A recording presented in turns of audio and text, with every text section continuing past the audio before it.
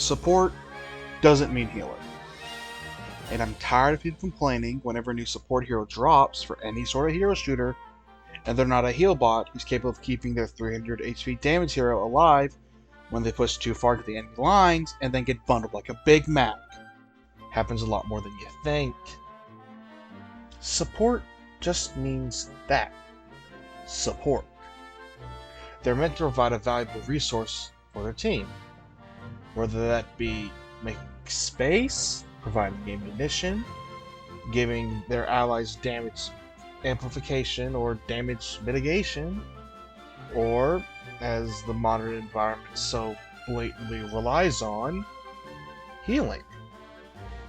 Hello everyone, my name is Currycraft Games, and today I'll be discussing why I feel this meaning of support has kind of fallen off to the wayside since the years have gone on, showing how a lot of the older hero shooters that I play pulled off the role of support a lot differently compared to the minor hero shooter environment. But without any further ado, if you like this and want to see more like this in the future, be sure to leave a like on the video, subscribe if you're new around here, and let's just dive into it. As I said in the intro, a couple of the hero shooters that I play that are a lot older pull off this perfectly. That mainly being Team Fortress 2 and the Plants vs. Zombies series of hero shooters. Both have support characters outside the titular healer character. TF2 is especially the case since Medic is basically the only primary source of healing the game has outside of health packs, avoiding the Texan-shaped elephant room. But TF2 has two other support classes, that being the Sniper and the Spy. But just because he is the titular support character that a lot of modern people would see, it's just start with the Medic first, and then we will show off how he compares to his other support allies. The Medic is what I consider the original I heal, therefore I am. 75% of his damaging primaries are downright pitiful outside of the niche utility something like the Overdose has for granting a Medic speed boost depending on how much Uber he has. The Crusader's crossbow is the only primary I ever truly run when I play TF2, and that's just because of the fact that it's a long-range healing option similar to Ana's biotic rifle from Overwatch. If you can't get to an ally fast enough, you can just aim a giant syringe at them and they'll be healed from it. It also provides like a slightly better means of defending yourself if caught alone, which his other primaries don't really do, in my opinion. I mean, like I said before, you have the Overdose, which will allow you to just skedaddle out of there, but if it's just after you pop Uber, you're kinda screwed. Medic's actual source of healing comes from his wide assortment of mediguns.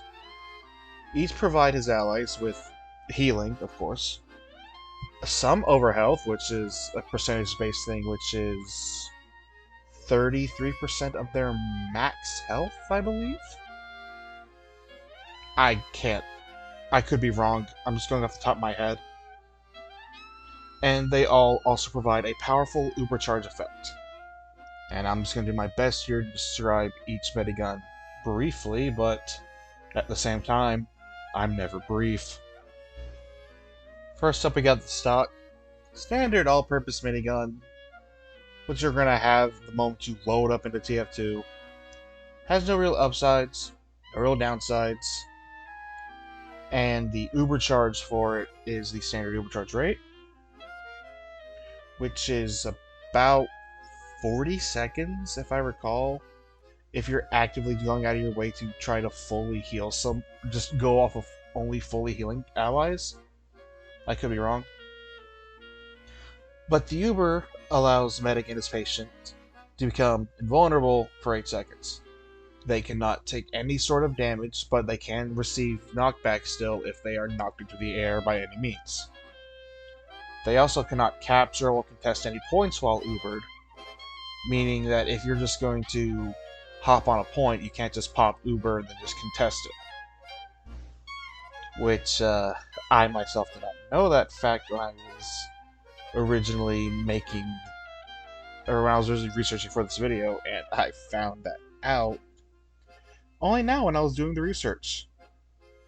It explains so much of my medic pushes, or medic defenses back in the day. Whoops. Next up is the quick fix. Fastest healing rate out of all the mediguns. And has a faster Ubercharge build rate because of this fact, but at the cost of losing 50% overheal potential on all of medic's patients, which kind of sucks. Uber grants triple the healing output for the medigun, as well as granting medic and whatever patient he's connected to immunity to any sort of stun effects. But it has the same penalty of you are unable to capture or contest points while the quick fix is active. Or the quick fix's Uber is active, I should say, not the quick fix itself. That'd be kind of stupid. But it's a necessary price to pay. Next up is the Kritzkrieg, my personal favorite minigun. Has the same healing rate as the stock, but has 25% faster build rate of Uber. Due to the fact that the Uber allows medics patients to have 8 seconds of guaranteed crits, instead of giving them something like triple the healing rate or Immortality. And due to the fact that you aren't just dumping someone with an absurd amount of heals or just having invulnerability, you are allowed to capture and contest points with the Kritzkrieg's Uber active. Slap this onto a heavy, and you're going to be mowing everyone down, which is really funny to me. And last but not least, we have the Vaccinator. Vaccinator heals the same as the stock minigun, but has a third of the Ubercharge build rate. This is reduced to 2/3 Ubercharge build rate if you're building Ubercharge on overhealed patients. And by pressing the reload key, it allows medic to swap between various different types of damage resistance that will apply to both him and his active patient. This is the 10% passive resistance so long as the Medi-Beam is equipped, or the Medigun is active and equipped, and is increased to 75% while Uber. His Uber only lasts for 2.5 seconds, but grants medic and his patient a bubble around them that is the 75% damage resistance, as well as make it so that they have resistance to any incoming crits for that kind of damage resistance. So pop it over to fire resist and just say goodbye to that Flog Pyro push. Yeah, I'm mentioning Flog Pyro. I had too many of them trying to record this video. I just wanted it to end. And if all I've said so far doesn't seem fair and balanced enough for you, said 2.5 second Uber charge can be stacked up to 4 charges. Yes, you can have 10 full seconds of whatever Uber resist you want, as well as it allowing you the ability to capture and contest points for the Uber. In my personal opinion, if any of them needed the stock Mediguns negative downside of not being able to contest a point, it should have been the Vaccinator. But yeah, due to all these various Mediguns, it's no wonder why Medic is on the high priority list to kill for a lot of enemy players. Especially when it comes to the next support class on the list, the Sniper. Sniper applies a long-range pressure in areas with large sightlines. allowing him to pick off any high priority targets like the previously mentioned medic, or anyone trying to flank to get the jump on his team. He supports his team by providing a large area of denial for the enemy team and can shut down anyone who gets within the scope of his rifle. And if you want to try and play with your team, you can try it with the Huntsman, which trades out his standard sniper rifle for a bow and arrow, and bring out the Girardi to shut down an entire team fight by dousing the enemy with his own piss. I'm being serious. Any enemy affected with the piss are now just mini-crit heaven for his entire team. Though mainly the Girardi is just used to bushwhack at enemy spies who get too close to a sniper's hiding spot. But still, Girardi is a very nice support tool to have. All of Sniper's primaries, when they have the full sniper charge, allow for the instance to one-shot, headshot any class in the game outside of a fully overhealth heavy. I'm pretty sure one of them allows you to kill a overhealth heavy, but off the top of my head I can't remember. I don't play that much of normal sniper, I just play Huntsman. But yeah, they all are at least able to rip off an enemy head. Nice clean 300 damage at full charge. Click on the head, they're just instantly dead. Simple, clean, precise. And on the other foot, we have the Spy, the other major support class in TF2. He's a disruptor character, using his various invis watches and the disguise kit to infiltrate the enemy lines, hopefully taking out any major threats like snipers who are shutting down your team's push, or using his various sappers to take out an engineer's nest to supplying his team with resources, or just to say screw you to a wrangled sentry that's in a hard-to-reach spot for the rest of your team to get rid of. Just a Spy. I don't know why I said Sniper. Spy is what I would say the original iteration of a disruptor character. A lot of disruptor characters people seem to hate, but I think Spy is somewhat decent. Again, if someone knows how to play them and if they're not just being a kunai spy. All of his knives do just pitiful damage if you're trying to go for meat shots. But the gimmick of the Spy is their backstab. Backstab can insta-kill any class in the game. Just simple as simple does.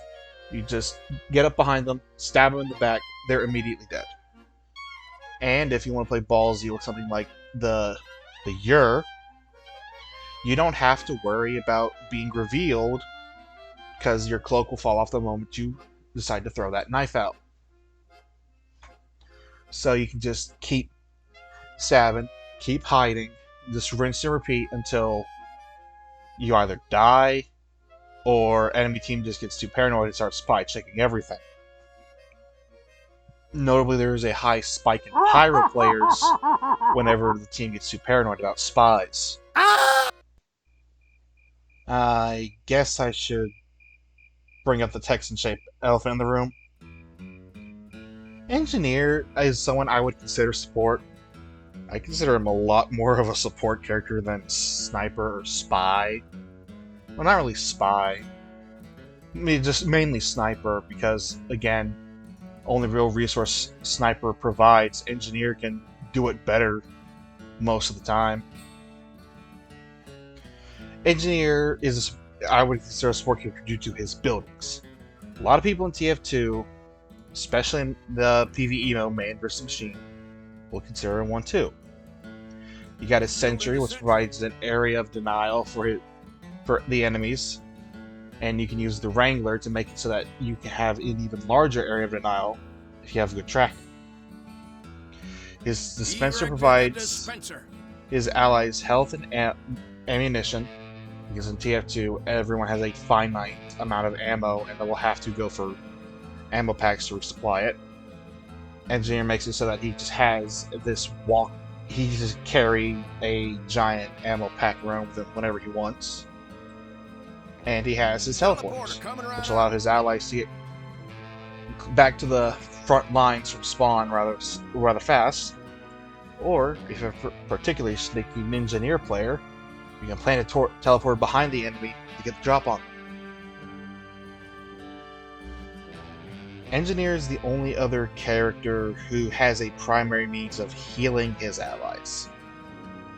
Medic is still the primary healer in the game, because his Medigun provides a lot more of a stream of healing for his allies, and while Ubers can be used to turn the tides of battle, that's only if they're used correctly. Engineer's main issue is his buildings are stationary. He has to pick up and move each and every one. And if a spy ends up finding an isolated building without an engineer nearby, that thing's getting sapped immediately and you're losing that valuable resource. Because it's going to take engineer time to rebuild it all. So it's a case of cause and effect. Yes, engineer I would consider a support. At the same time, due to the fact he has such a glaring issue of his buildings being normally stuck in one place in a giant engineer nest, it's hard to truly consider him one, since he does not have a easy means of transporting everything unless you bring something like the Rescue Ranger. And now, onto the PvZ shooter series. Specifically Garden Warfare 2 and Battle for Neighborville, which I'm calling BFN for short because saying Battle for Neighborville over and over is just going to get annoying for me. First off, similar to TF2, there is only one primary healer per side of the fight. Sunflower for the plants, Scientist for the zombies. And I'm not going to be discussing each variant for said class, but I'm just going to discuss classes as a whole. Because, like, the entire ice variant for all the various plants could be considered support due to the fact that they're ice. They can freeze an enemy in place, allowing for easier kills for their allies or just for themselves. Let's discuss Sunflower first. Sunflower has two main sources of healing for her allies. The Heal Beam, which works similar to Medic's Mediguns, will attach to an ally and provide them with a constant stream of healing, so long as they're within range of her. In Battle for Neighborville, this Heal Beam also provides overhealth, similar to the Medic's Medigun. It provides them an extra 33% of their max HP as overheal, which is nice to have. In the Garden Warfare series of shooters, he also possesses the Heal Flower, a small deployable potted plant that spawns 3 sun orbs 12 times over the course of 30 seconds. Each sun orb will heal a plant ally that picks up for 5 health, meaning that the Heal Flower can heal for a max of 100 HP over its lifetime, if not prematurely vanquished. Decent source of healing, it's just the case of if you are unlucky and trying to get healing from a Heal Flower during the small downtime it has, you're just kind of screwed. While it's not as strong as the Sunflower's Heal Beam, it can still provide a good bit of healing and has the capability of potentially healing multiple allies at once, which is something her standard Heal Beam can't really do. Sunflower possesses a variant of the Heal Flower that is called the Rainbow Flower, which acts similar to the Heal Flower, but has one major difference. The rate of sun it drops. It drops 1 orb at a time, but at a constant rate. Still possesses the same 30-second lifespan as its counterpart, but technically is able to produce more sun orbs due to the fact that it is constantly firing off the sun orb. So it can heal technically for slightly more at 185 health instead of the 180 that the regular Heal Flower can heal. but at one major downside. It is a lot more noticeable due to the fact it is pride colored. In BFN, Sunflower's Heal Flower got replaced by Sunny Side Up, which is a rather strange ability. It's a healing ability that has up to 3 charges of it. When active, she'll use the charge and start spawning sun drops in an area around her for a short period of time. Each sun drop can heal for 3 health each, and she can stack multiple charges of it at a time, allowing it to just dump an entire area full of healing for her allies. Which is good in a team fight when you don't want to lose out firepower by needing to just connect, constantly having to stop firing to connect to a new ally, which I know was a bug in BFN for the longest time. I don't know if it ever got fixed properly. I know it got fixed for the Switch port, but I don't know if for the standard port of the game it ever got fixed. The Sun Orbs do not provide any sort of overhealth. It just allows her allies to get to constantly be topped up at full health during a major team fight if a lot of plants are in one confined area. Moving on from the plant healer, we have the zombies. The zombie scientist. He uses his one primary source of healing, that being his heal beam of science. Works identically to Sunflower's heal beam, healing allies for a 10 HP per second for however long he attaches the heal beam to his allies, but has several different options in terms of his healing stations, which were the scientist's original form of healing back from the first Garden Warfare game. It's a deployable healing turret that will heal any nearby zombies for the next 20 seconds before it self-destructs, doing a small bit of damage. They're not as reliable, but at the same time, a lot of scientists will run it due to the fact that it provides them with a self-reliant form of healing as well. It's a case of cause and effect, mostly. If you don't want, like, an analist sort of ideology, where it's just 2 scientists will stick their heal beam to each other and go on a rampage, you'll see most scientists just running the standard heal station. Scientist does have another form of healing. It's an unlockable variant of his sticky explodey bomb, which is basically a sticky grenade that was mixed with a proximity mine. And that's called the Mega Heal Bomb. It's a giant version of the sticky explodey bomb that has a rather large blast radius, and heals any zombie within its radius 50 health the moment it explodes. That's a good amount of healing in terms of PvZ standards. It can heal anywhere from 25 to 60% of a zombie's health pool in a single mass burst heal. Well, after a 3.5 second fuse, of course. In BFN, Scientist has a couple of different changes. For one, his heal beam / heal station no longer exists. It was replaced by the healing hose, a channeled ability that allows Scientists to output a constant stream of healing to any zombies within close range directly in front of him. Its healing output is kind of worse than the heal beam, but has the perk of healing multiple zombies at once. Like the Sunflower's heal beam, this also can provide overhealth equal to 33% of a zombie's max XP,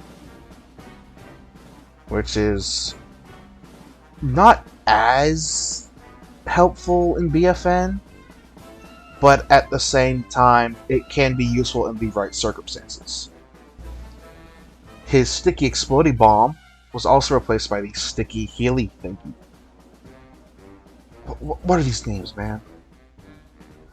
He'll throw an item that looks visually similar to the sticky bomb, but once it latches onto something, and this is literally, it can be anything. You can throw it on the ground, throw it on the payload, throw it on yourself. It's just the moment it latches onto something, it will start emitting a healing aura that heals any nearby zombies in a small area. Quite a versatile tool for a source of healing, especially if you don't want to lose your damage output due to the fact that you cannot attack while firing the healing hose. But it's good to have. Really helpful to have. That I spent the past, good lord, 8.5 minutes just talking about the healers for both the plants and zombies. Let's just talk about the other supports and see how they compare to their healer allies. First off, let's talk about the other support plant, being the Rose. A magical Rose who possesses crowd control abilities and can summon teleporters for her allies so that they can get back to the front line a lot quicker in the Herbal Assault maps. Her first ability is the Time Sticker. She'll cast down a charm that causes any zombies caught within it to be slowed down, as well as lose access to their abilities for 1.5 seconds. And you'll have people in Overwatch complaining about the half-second lockout duration of Hack. They don't really want to play this game, do they? In BFN, Time Snare was replaced by the Jinx, which is an ability that causes any zombies hit by it to be marked for death for a short period of time, increasing the damage that they take during that time. Still a strong bit of utility, just not the total momentum stopper that Time Snare can be in Garden Warfare 2. Her major utility ability, however, try saying that 5 times fast, is the Goatify. She throws out a hex that explodes into an area that causes any zombies caught within it to be transformed into stinky goats for the next 7 seconds. Goats have no abilities, can only ram into plants to deal damage, and lose any sort of armor or whatnot that they might have had. So it's best to run away if you're caught within your Goatify spell. And one minor piece of utility that Goatify has in Garden Warfare 2 is it also possesses the ability to disable any of the legendary modes, which are the main source of damage reduction that exists in Garden Warfare 2. Goatify in Garden Warfare 2 has an unlockable alternative ability known as the Psychedelic Goat. Has a shorter lifetime than the regular goat. The regular goat, yes. Regular Goatify, but it makes it harder for the players to control due to the fact that the AI will randomly inherit the movements during the lifespan of the goat. While this is useful by making it so that it's harder for the zombies to flee, at the same time, if you normally use Goatify as an emergency tool when you're at low health, 9 times out of 10, the hypnotized goat will ram into you, which will just off you immediately anyhow. In BFN, the standard charm blobble that Goatify was replaced by a giant goat that will just run forward, passing through any sort of walls and whatnot, and zombies have to be within that aura of the giant goat for a few seconds before they can fully transform into a goat. Bit more balance, but at the same time, due to the fact that unless you are caught within the very middle of it, you can just escape. It's a case of it's just kind of worse in my opinion.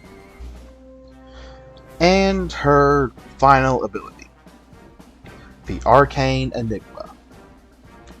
This turns Rose into an invisible being of magic for a short period of time, which increases her movement speed. In Battle for Neighborville, this will also increase the move speed of any nearby allies that are near her when she originally activates Arcane Enigma. In Garden Warfare 2, there's an unlockable variant of this called the Arcane Lotus, which will heal Rose for initial 35 HP upon casting, and then will heal all nearby allies similar to the Heal Beam over the course of 9 seconds.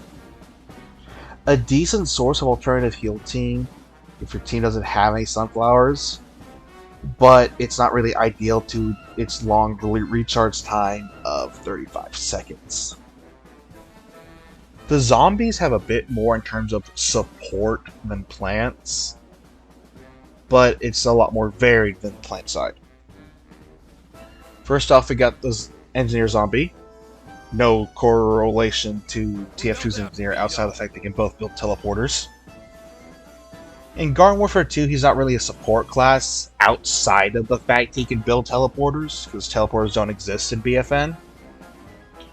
He's a close to mid-range damage dealing class with some minor utility due to his stun grenade. I'm mainly bringing him up here because of the fact in BFN he is considered a support class. First off, we got the Bullhorn Swarm, an area of Mile 2 where he throws a stun grenade onto the ground that will spawn a large group of homing bullhorns in a small area for the next 15 seconds. Any bullhorn that makes contact with a plant will stun them for a short period of time, and will stack depending on how many bullhorns hit the plant. A perk about the Bullhorn Swarm is that the initial deployment of it, where it throws the original stun grenade, has the ability to unburrow chompers, which pretty much allows you to just kill them. Due to the fact that burrow is used as a stealth tactic for chompers, he will be spawned right into the middle of the Bullhorn Swarm after being uprooted from the ground. So you can just melt him down, allowing him to not get any sneaky kills on your allies. BFN's Engineer is also equipped with the ability Double Time, an ability where he deploys a boost pad onto the ground that grants all zombies who walk over it a speed boost for the next 2.5 seconds. Similar to how Arcane Enigma works in BFN. The only real difference is that while Enigma is a mobile ability, Double Time is stationary until he places down a new one. Engineer's last and most potent ability is the Heavy Helper. Engineer will deploy a sentry turret that will automatically target any enemy plants within its range. I'm not fully sure of the range off the top of my head. The BFN wiki never really showed any stats for it, though I'm pretty sure it's about 35 meters. Could be wrong. But the primary use of the Heavy Helper in terms of support is the fact it provides an 8-meter radius around it that will provide constant buffs for his allies. It grants them it buffs their attack speed by 25%, as well as provide them with a constant stream of ammo every few seconds. This will allow most zombie classes in the game to not ever have to worry about reloading, or worry about their weapons overheating so long as they're within the Heavy Helper's buff radius. It's a very powerful tool when you put it on a choke point, or when you're contesting enemy territory, due to the fact that you're just sitting there able to spam fire without having to worry about ever needing to reload. Now let's go on to the zombies post-launch DLC characters. I'm calling them that just because of the fact that they were added in content updates after the respective launch of their games, and each of them are only available in their respective game. We'll discuss Garden Warfare 2's first, which is the Hovergoat 3000. An unlockable character from the Trials of Nomus DLC, he has 2 different supporting abilities to help out his allies in the fight. First is the Tubetacular Turbo, a speed boost ability that works similar to BFN Rose's Arcane Enigma. When he uses it, all nearby zombies are granted a speed boost for the next 7 seconds. A solid ability that helps his allies push forward faster or retreat to the next objective to set up sooner.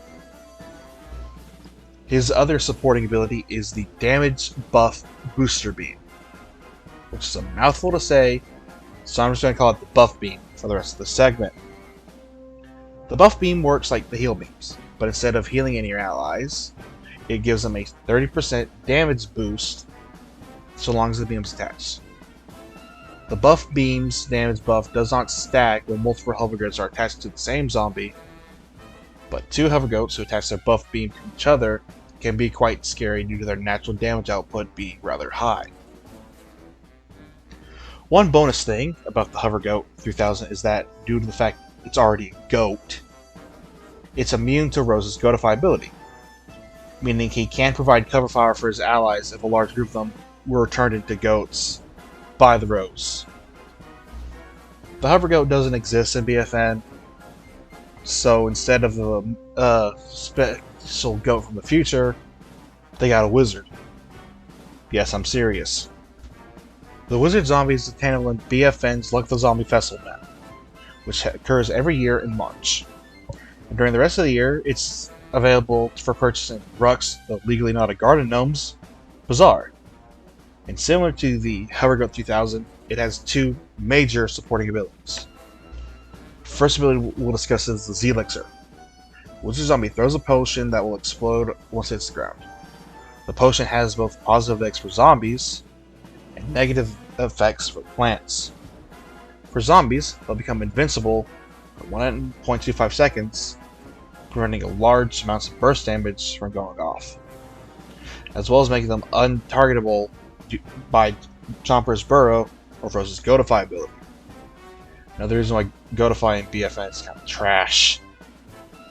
If a plant is unlucky to be caught within the Z-Elixir splash radius, they lose the ability to jump or sprint for the next 2 seconds, basically making them just a sitting duck.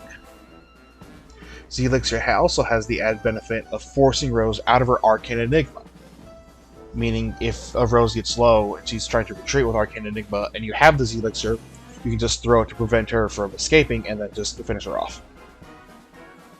Next and last, we have the Co-Star ability, which is really complex to talk about, so I'm apologizing in advance. The Co-Star allows the wizard to transform himself into a star inside a mysterious orb, and attaches himself onto an ally zombie's head for about 40 seconds. It doesn't really say, I'm just going off of timers I did during testing. It's about 40, so I'm hoping this is right. It grants them armor so long as he's attached to them, as well as gives him a new primary fire option that can home onto the enemy plants so long as he is looking the same way as the ally he is riding on top of.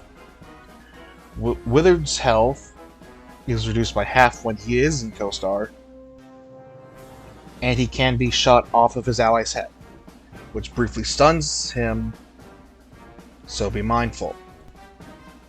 Wizard is also able to use his other abilities while he's in Co-Star, with the Co-Star ability being replaced with an eject button, meaning he can use Z-Elixir in emergency splash the feet and get the fuck out option, or he can use his other ability, the Spell Disaster, which is just an area of denial ability, as a space-making tool if your companion pushed way too far.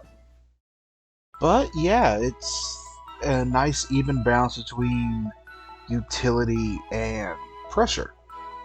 While yes, there's no true healing outside of the standard healing heroes, when it comes to games like TF2 and the PvZ shooter series, due to the fact they are these giant team-based hero shooters that have on average 24 players in a lobby, you don't really have to worry about only being one kind of support, or just having these certain support hero and then having a support hero being healer and having other heroes that also play support in different ways.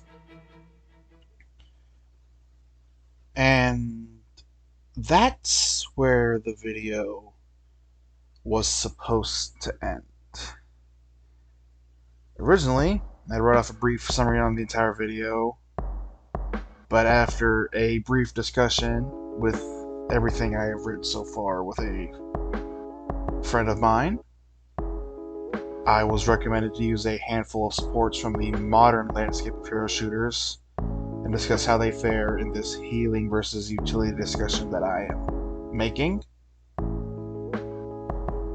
Since I only really play Overwatch, because Marvel Rivals does not want to work on my computer. I do not know why Rivals does not want to work on my computer. I think it's a issue of connection throttling, as usual, but who knows. We're just going to be discussing the Overwatch's support in a spectrum What I mean by this is I got 5 different heroes selected, and we're just gonna go through this ranking that me and my friend had made, and then discuss how they fare in this healing versus utility argument. First off, we'll be discussing a character who I personally have way too much free time playing. I play them a bit too much, but that's besides the point. Moira. Moira is a support hero whose entire gimmick revolves around this one voice line of hers. One hand gives, the other takes away. And that's literally how she works again. One hand heals allies, the other damages enemies. No utility to help allies outside of that, just damage and healing. That's it. Her primary, the Biotic Grasp, is a resource-based source of healing that heals her allies for a base of 80 HP, and then will gradually heal them for 17 heals per second. This healing over time consumes 20 of her resource every second, with her holding a max of 150 of her resource. Without using the damaging part of her Biotic Grasp, it heals at a base rate of 4 energy per second, and she needs a minimum of 8 energy to use her healing at all. Her alt Fire, which is also called Biotic Grasp in-game, it's kind of weird, I know, is a homing beam based support weapon that deals 65 damage per second, heals Moira for 30 HP per second, and replenishes an additional 22 energy per second on top of the passive 4 energy she covers, meaning you can replenish 26 energy per second so long as you're damaging the enemy. And then we have her Biotic Orb, her only other source of healing in the form of an ability. Moira is capable of summoning either a healing orb for her allies or a damaging orb to use against enemies. Her healing orb heals herself and her allies for 65 HP per second, or a max of 300 healing total from the orb. And her damaging orb deals 50 DPS for a max of 200 damage against enemies. The orbs will either last for 7 seconds, or if it deals the max amount of healing or damage it can deal. Her Biotic Orb is on an 8-second cooldown, and you can also have a near infinite orb uptime due to this factor. Her only other ability, which is Fade, is just a movement-based ability that affects Moira and only Moira, so it's not really up for discussion. I just thought I would mention it just because of the fact that she will occasionally just use Fade to toss in an orb and then back out of the fight. What we can discuss though is her ultimate, Coalescence. I hope I'm saying that right. She basically fires off a Kamehameha wave that reaches up to 30 meters away, so long as there's no walls or something blocking it, constantly healing herself for 55 HP per second, healing her allies for 140 HP per second, and damages enemies for 85 damage per second over the course of 8 seconds. This ability also gives her a slight movement speed buff as well, in order to make sure to try to maximize her coverage with Coalescence. As you can see here, Moira's entire kit is literally just damage or healing. No form of utility, nothing that can really make space outside of chucking an orb that can more than likely just tickle the enemy if it not gets deleted at all. Unless if Moira wants to dive into the enemy's back line to try to get rid of the enemy supports, her entire purpose is primarily just to heal and damage at the same time, try to maximize her total healing output, as well as try to maximize how much chip damage she can deal to the enemies, makes your allies can kill them a bit easier. But let's swap over to a support that has actually some sort of utility. And honestly, the one hero in Overwatch 2 to have this kind of utility in his kit, Zenyatta.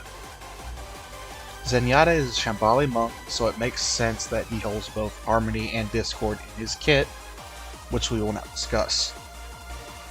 The Orb of Harmony is a healing ability that can be applied to one of Zen's allies, healing them for 30 HP per second, and will stay on them as long as Zenyatta is within their line of sight. If Zen is unable to see them, the orb will return to Zenyatta after 5 seconds. Meaning, at minimum, if you just chuck it on an ally who immediately goes behind a cover that you can't see them in, they're being healed for at least 150 health. Zenyatta's other ability is the Orb of Discord. Orb of Discord allows Zenyatta to mark an enemy for death, increasing the damage they receive by 25% so long as they are within his line of sight. And if they break line of sight, said damage amplification will linger for about 1.5 seconds after the effect. Discord is a really helpful ability. It can be used when you're trying to just get through a tank who refuses to die because he's getting pumped with endless amounts of heals. But so long as they don't have support that will cleanse them, throw a Discord orb on them and they are forced to just get back so your own tank can make more space.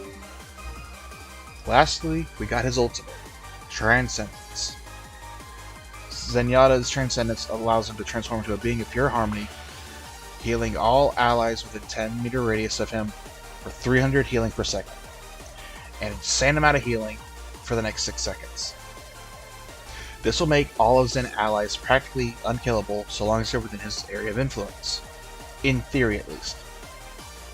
Due to the fact it's just a massive heal dump instead of actual immortality, Zen's allies can still die if the enemy decides to dump everything into focusing the tank or an oppressive DPS. Throwing something like a Diva Bomb or a Widow headshot can just obliterate anything, even if they are within Zen's Transcendence. It just can't keep up with that kind of damage, because it literally can't. Diva Bomb does 1,000 at base value, Widowmaker's headshots are 300 to anything that isn't a tank, to my knowledge. While the Zenyatta's normal healing output via Harmony is decent, due to the fact that he was one of the original Overwatch heroes, he was more balanced for a constant stream of healing, more so than the burst healing that most modern Overwatch 2 heroes are. So it's a case of it is good, but it's not as strong as it could be. His damage amplification through Discord is always a threat you have to worry about, even if you know you could take a Zenyatta, due to the fact that it lingers for a short period of time. Even if you are able to kill Zenyatta, that Discord could still make it so that you yourself are in high risk as well. Also, Zenyatta has a perk so that if he hits an enemy that has Discord, his ally that has Harmony gets a certain percentage of that applied into burst healing.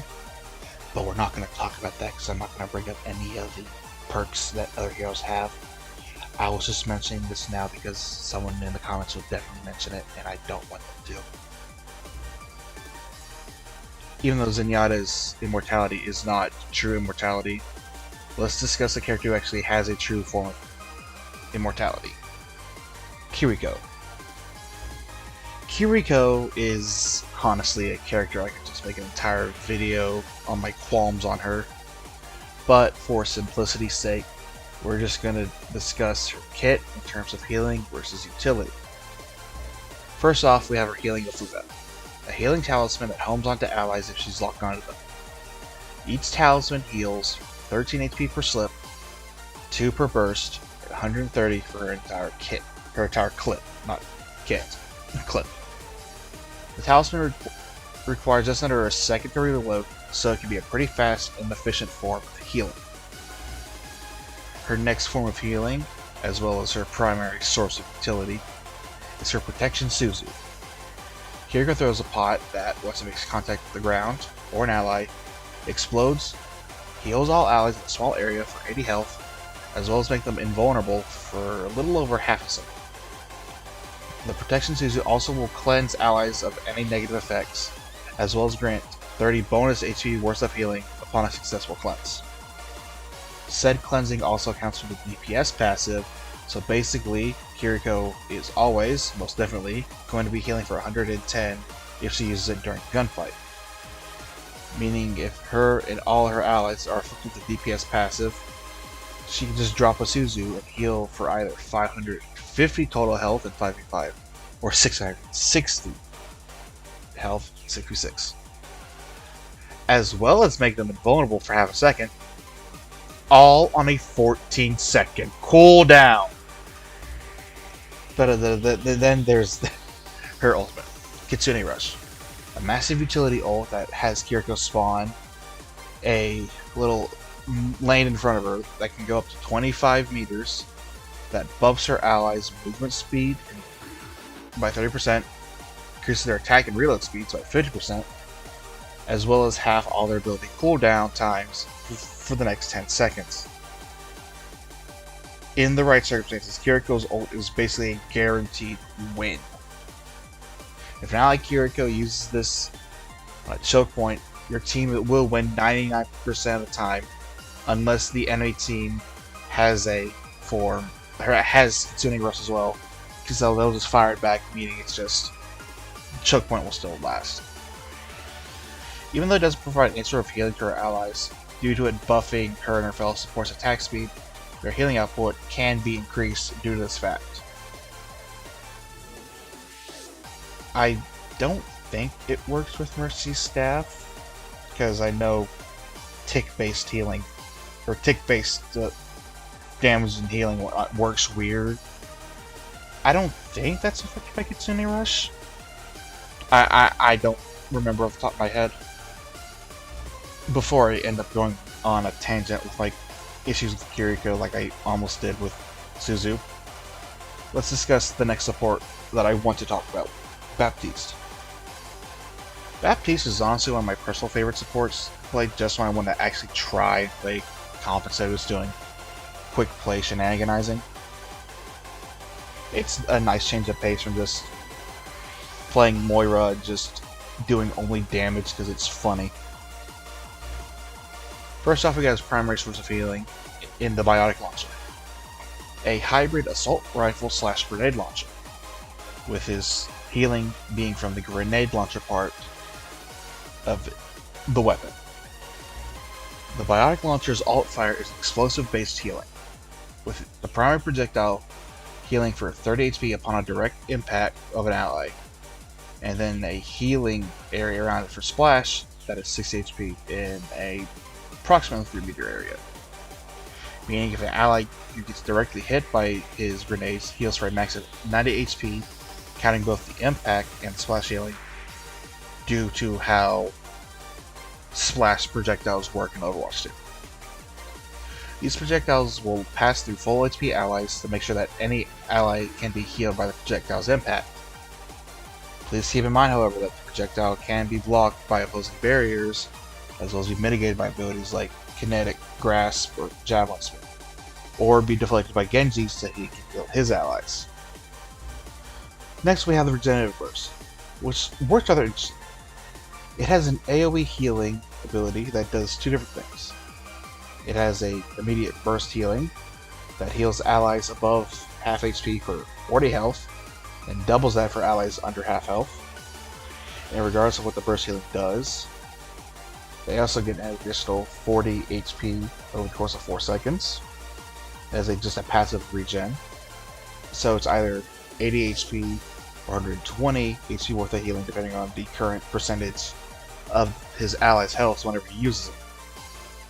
This can be used near instantly, so it's rather handy to have, especially since in a gunfight, if you're having to defend yourself, just shooting the feet with your biotic launcher can just cause issues for you because it allows your head to be hit more often. His other ability is the Immortality. Baptiste just throws a small generator on the ground, which will then proceed to hover up into the air and provide a 6 meter area around it on the ground that is a source of invulnerability to Baptiste's allies for the next 5 seconds, unless the generator is destroyed before it's able to provide the same vulnerability. Immortality Field's invulnerability works slightly different than Kiriko's Suzu. as it makes it so that they can't fall under 20% health while they're within the field, and if they're already under 20 HP beforehand, they'll be instantly healed up to that threshold. The generator has 125 HP, and whenever it's destroyed, whether that be by an enemy destroying it or its natural lifetime expires, its effects will last for an additional half second before it fully fades away, meaning you can still have that extra little bit of immortality just to try and get away if needed. Last but not least, we have his ultimate, the Amplification Matrix. Baptiste spawns a 45 square meter rectangle in front of him that doubles the damage / healing of all ally attacks that pass through the field over the next 10 seconds. This counts for abilities that deal damage, such as Soldier's Helix Rockets, or the impact damage based on Sigma's Accretion. And even certain ultimates like Maze Blizzard can be buffed by the Amplification Matrix. Melee damage is not affected by Matrix at all, neither is any splash damage that is passed through the field. They are unaffected by the damage boost. Amplification Matrix is a really good use of utility, with it being able to double the damage of any ally's attacks or double Baptiste's natural healing output is nothing to scoff at, especially when you're able to combine it with other ults like Tactical Visor or Rocket Barrage. Albeit Barrage is a bit weird due to how Matrix's damage boost works, needing either fire close to the ground using it or Baptiste needing to spawn Matrix higher up, but that also causes the issue where his other allies do not get that much value out. From what I've shown you so far in terms of level supports, we've gone from healing with no utility with Moira, rather strong single target healing / utility with Zenyatta, to AoE with slight immortality with Kiriko, to burst AoE healing as well as an AoE immortality with Baptiste. But I haven't really mentioned one thing that all these heroes also possess, that they can actually provide another sort of quote-unquote utility. Damage. They can all provide at least some sort of damage. Moira's Healing Grasp being the main example, because she literally needs to damage enemies so she can refill her resource meter faster. The damage amplification from Discord allows Zenyatta to keep himself upright whenever he has to retreat from an ally's fight when he's being chased down by someone. Kiriko's kunai are just downright awful. They deal 60 damage per meat shot and 120 when you click on the head, which is devastating in certain matchups against most flanking heroes since they do not have that much health. And while Baptiste is not as powerful in terms of damage compared to the others, his assault rifle's 75 damage bursts at close range are nothing really to scoff at. Especially since, like I said before, he has regenerative burst, which allows him to keep healthy if he ends up in a 1v1 situation that could be that dreadful to him. But what if we had a support who didn't have any real sort of means of self-defense? One who isn't meant to do damage. One who's just healing and utility, but has no real means of getting out of a situation when they're stuck by themselves. Let's discuss Mercy, Overwatch's version of Medic TF2. Oh, I'm gonna get so hated just for saying that by both sides of the spectrum. Mercy's primary and only source of healing is her Caduceus staff? Is that how you pronounce it? I'm pretty sure it's Caduceus. It's a single target healing beam that heals a single ally for 60 health percent. This beam can ignore any barriers so long as it's already attached to an ally, and will persist for a little over a second if your patient breaks line of sight, mainly by going behind a wall with Mercy, or they just naturally move out of her range. Her staff also has a second feature. providing utility to her allies by giving them a 25% damage boost. But due to the fact that she has to activate damage boost by using her staff as well, she cannot heal her allies and boost them at the same time. Probably a good thing, but still. This is also an issue where, unless you have a certain perk enabled, she can only apply the damage boost to one ally at a time. Meaning there's a fine balance between whether you want to heal an ally or keep your damage boost on your current ally to try and break through an enemy push. Her ultimate, which I'm discussing first, allows it so that her staff can connect to all allies within line of sight of the original patient, and it will also mirror whatever healing beam or buff beam she is applying to the ally. It can cause some people to get mad if they're at low health and use damage beam because they end up dying because of it. But at the same time, it's a case of cause and effect again. You can't really control that most of the time. I decided to talk about Valkyrie before her other utility ability because of the fact that outside of it allowing to connect her to multiple allies, it provides a slight buff to her staff, increasing the healing output to 65 health per second, as well as the damage boost up to 30% during the 15-second duration that Valkyrie is active. It also provides Mercy a small speed boost, but at the same time, she's just flying outright, so yeah. Now let's discuss the one thing Mercy is truly known for. Her original ultimate ability, which was then later relegated to just that of an ability, Resurrection. The only means of reviving someone in the player versus player side of Overwatch 2. Resurrection works just as so. Whenever one of Mercy's allies die, they leave a little yellow blob the game calls a soul on the ground wherever they die, which can allow Mercy to revive them if she decides to do so. Resurrection takes just shy of 2 seconds to fully cast, and during that time, Mercy is pretty much stuck due to having a 75% move speed penalty during Resurrection. Once Resurrection is fully casted, it goes on a 30-second cooldown, and whatever ally she casted Resurrection on are fully healed and gain an extra second of invulnerability, but are unable to attack during that time.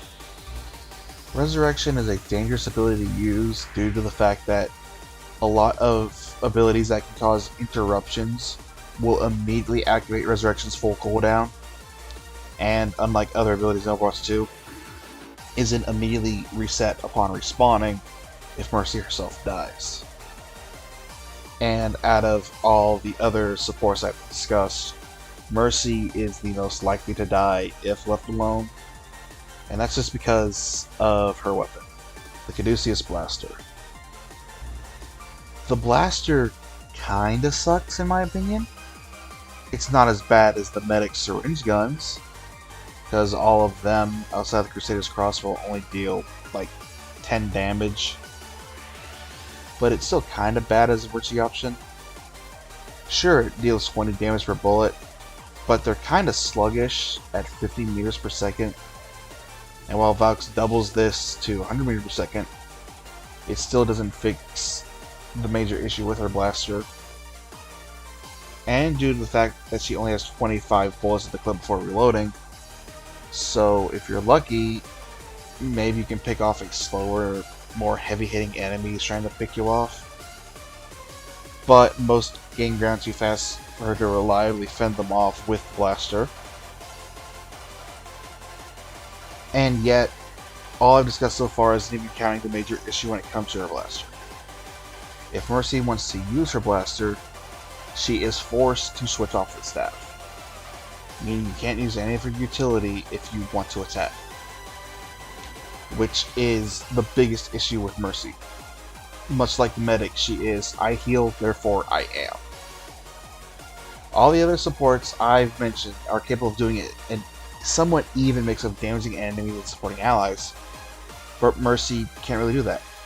it's a full-blown commitment for her to just switch off of her staff to her primary. And well, yeah, I was dogging on her primary for being bad. 20 chip damage is still some chip damage, but at the same time, you aren't healing your allies or just boosting their damage, which would make up for the 20 chip damage you're not doing. Main reason why a lot of Mercy players will have 0 damage on the scoreboard after a 20-minute game of competitive.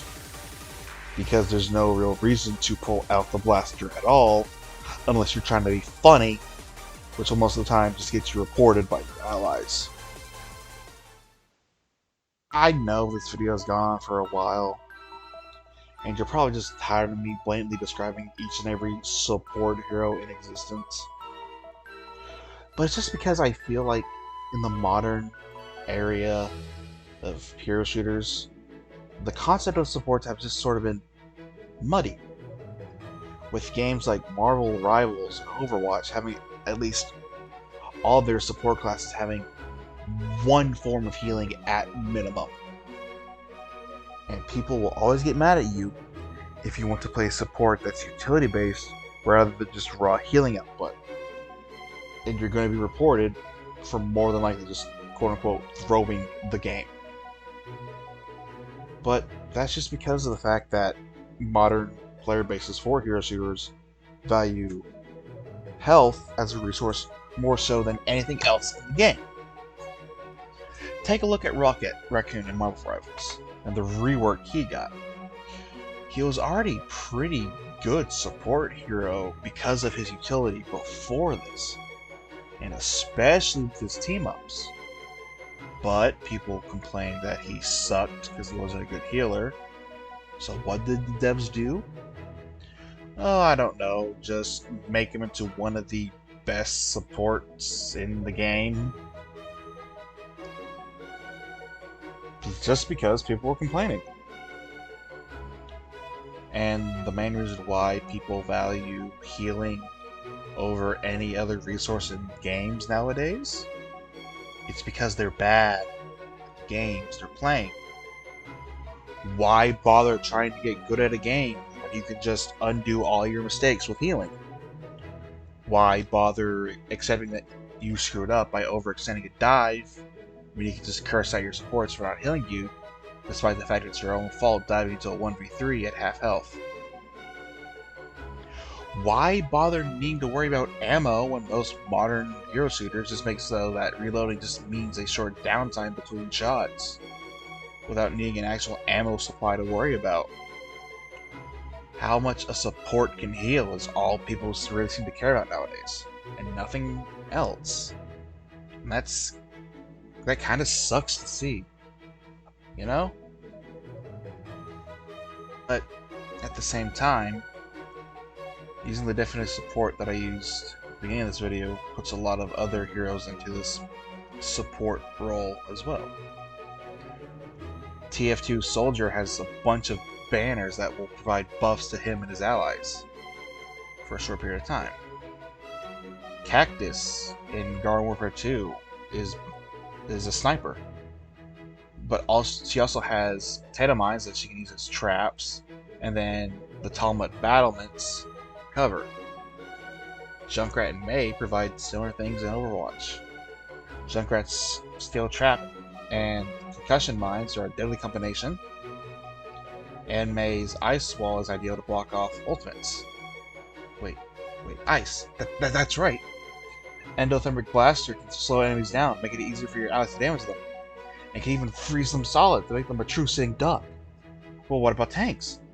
Would tanks be classified as supports? Most of them provide at least something for their allies, besides just space. Malga has his healing, Junker Queen has her move speed, Reinhardt has the fact that his mere presence causes people to shit their pants. Wrecking Ball is Wrecking Ball. We got Soldier. He's got healing. That's support, right? Pharah has concussion mines, which is a space clearing tool. What about Pyro? Pyro can extinguish enemies that are caught on fire due to enemies' fire. The Scout, he has the Mad Book of Final War. He used to provide debuffs to their enemies. What? I think we've gone a bit too far here. Let's get back on topic, shall we? But yeah, if you got to the end, thanks for watching. If you liked this video and want to see more like it, be sure to leave a like on the video. Comment down below whether you agree or disagree with any topics I made in this video. Subscribe if you want to see more of my content in the future. Like always, my name has been Carbercraft Games. If you've watched till the end, you're a real one, and I'll see y'all in the next one. Take care.